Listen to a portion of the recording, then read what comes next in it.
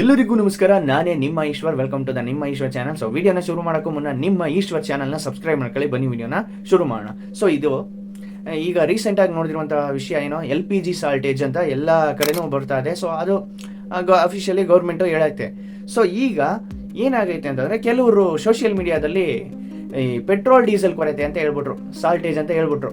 So ಇದಾದ ನಂತರ petrol ಬಂಕ್ಗಳಲ್ಲಿ ಎಷ್ಟೋ ಜನ ಕ್ಯೂ ಅಲ್ಲಿ ನಿಂತವ್ರೆ. ಸೊ ಕ್ಯೂ ಅಲ್ಲಿ ನಿಂತಿರೋದಿರಲಿ, ಈ ಡ್ರಮ್ಗಳಲ್ಲಿ ತಗೋಯ್ತವ್ರೆ.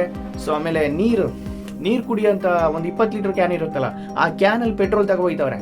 ಸೊ ಇದೆಲ್ಲ ಆದ ನಂತರ ಸೊ ಅಫಿಷಿಯಲಿ ನಮ್ಮ ಗೌರ್ಮೆಂಟ್, ಇಂಡಿಯನ್ ಗೌರ್ಮೆಂಟೇ ಏನು ಹೇಳವ್ರೆ ಅಂತಂದರೆ, ಯಾರು ಕೂಡ ಫೇಕ್ ನ್ಯೂಸನ್ನು ನಂಬೇಡಿ. ಪೆಟ್ರೋಲ್ ಡೀಸೆಲ್ ಕೊರತೆ ನಮ್ಮ ಇಂಡಿಯಾದಲ್ಲಿ ಇಲ್ಲ. ಯಾಕೆ ಅಂತಂದರೆ ನಮ್ಮ ಇಂಡಿಯಾ ಪೆಟ್ರೋಲ್ ಡೀಸೆಲ್ನ ಎಕ್ಸ್ಟ್ರಾ ತಗೊಂಡು ಇಟ್ಕೋತಾರೆ. ಅಂದರೆ ಸ್ಟೋರೇಜ್ ಐತೆ ನಮ್ಮ ಇಂಡಿಯಾದಲ್ಲಿ, ಪೆಟ್ರೋಲ್ ಸ್ಟೋರೇಜ್ ಐತೆ.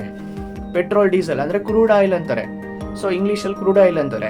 ಸೊ ಆ ಕ್ರೂಡ್ ಆಯಿಲನ್ನು ವಿಶಾಖಪಟ್ಟಣ ಮತ್ತು ಸ್ಟೋರೇಜ್ ವಿಶಾಖಪಟ್ಟಣದಲ್ಲೂ ಐತೆ.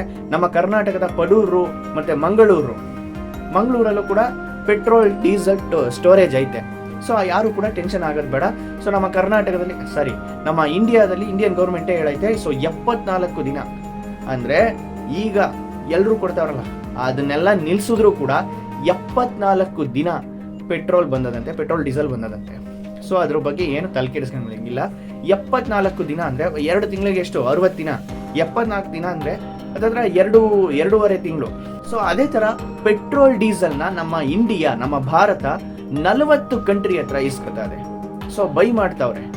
ಸೊ 40 ಕಂಟ್ರಿ ಅಂತ ಅಂದರೆ ಸೊ ಇಷ್ಟೆಲ್ಲ ಎಷ್ಟೋ ಕಡೆಯಿಂದ ಬರ್ತೈತೆ. ಸೊ ಇದಾದ ನಂತರ ಅದೇ ಹೇಳದ್ನಲ್ಲ, ವಿಶಾಖಪಟ್ಟಣ, ಕಡೂರು, ಮಂಗಳೂರು, ಸೊ ಇಲ್ಲೆಲ್ಲ ಸ್ಟೋರೇಜ್ ಐತೆ.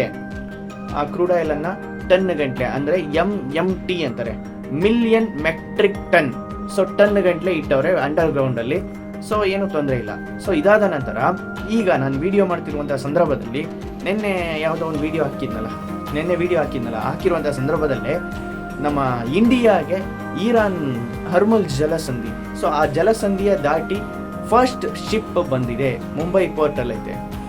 ಸೊ ಇನ್ನು ಬರೋಕ್ಕೂ ಚಾನ್ಸಸ್ ಐತೆ. ಸೊ ಪರ್ಮಿಷನ್ಸ್ ಎಲ್ಲ ಈಸ್ಕೊಂಡ್ರು ಅಂತ ಹೇಳ್ತಾವ್ರೆ. ಸೊ ಕನ್ಫರ್ಮೇಷನ್ ಸಿಕ್ಕಿದ್ರೆ ಇನ್ನೊಂದು ವಿಡಿಯೋದಲ್ಲಿ ನಾನು ಹಾಕ್ತೀನಿ. ಸೊ ಆಲ್ರೆಡಿ ಇಂಡಿಯನ್ ಫ್ಲಾಗ್ನ ಕಟ್ಟಿರುವಂಥ ಎಲ್ಲ ಶಿಪ್ಗಳು ಕೂಡ ಬರೋಕ್ಕೆ ಚಾನ್ಸಸ್ ಐತೆ ಅಂತ ಹೇಳ್ತಾರೆ.